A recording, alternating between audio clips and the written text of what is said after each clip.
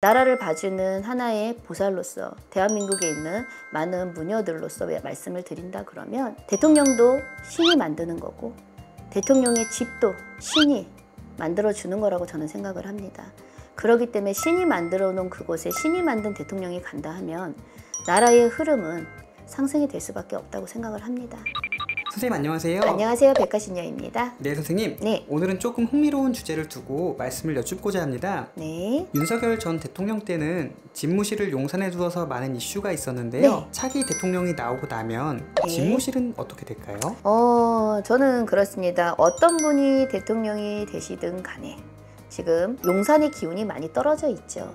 저는 용산은 만들어진 기운이라고 생각을 합니다. 저희 같은 사람들이 봤을 때. 그렇기 때문에 지금 옮기는 것도 사실은 굉장히 예산에서 많은 큰 충돌이 있을 거라고 생각은 합니다. 하지만 제가 보는 나라의 점으로 친다고 본다 그러면 대통령이 앉아야 될 집이죠. 저는 집이 바뀐다고 보고 있습니다. 혹시 그럼 선생님 네. 좀 직접적으로 말씀을 드리면 네. 그 집은 청와대일까요?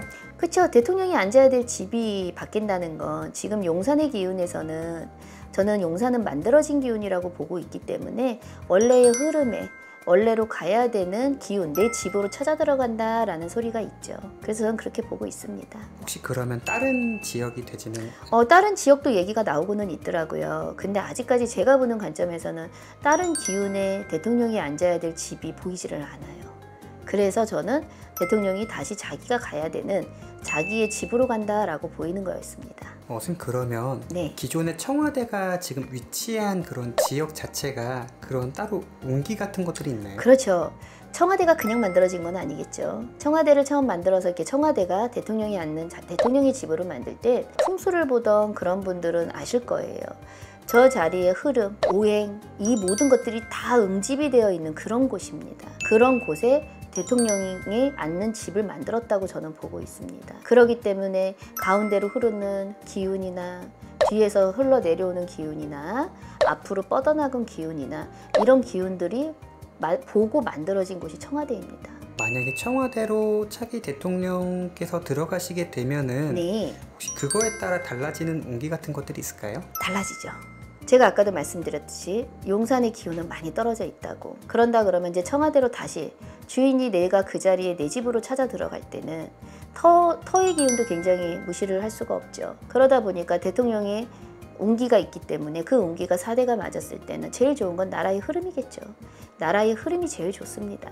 그러면 대통령이 정치를 잘하고 못하고는 저는 두 번째라고 생각을 해요. 그거는 대통령이 갖고 있어야 되는 자질 문제라고 생각을 합니다. 하지만 대통령이 자기가 앉아야 될 원래 집으로 돌아가고 대통령이 돼야 될 사람이 대통령이 가서 자기의 원래의 그 기운대로 퍼즐이 다시 제대로 맞춰진다고 하면 자연스럽게 나라의 운기나 나라의 기운들은 자연스럽게 좋은 상승으로 갈 수밖에 없죠. 저는 청와대도 그렇고 대통령도 그렇고 그렇게 생각을 합니다. 나라를 봐주는 하나의 보살로서 대한민국에 있는 많은 무녀들로서 말씀을 드린다 그러면 대통령도 신이 만드는 거고 대통령의 집도 신이 만들어주는 거라고 저는 생각을 합니다. 그렇기 때문에 신이 만들어 놓은 그곳에 신이 만든 대통령이 간다 하면 나라의 흐름은 상승이 될 수밖에 없다고 생각을 합니다.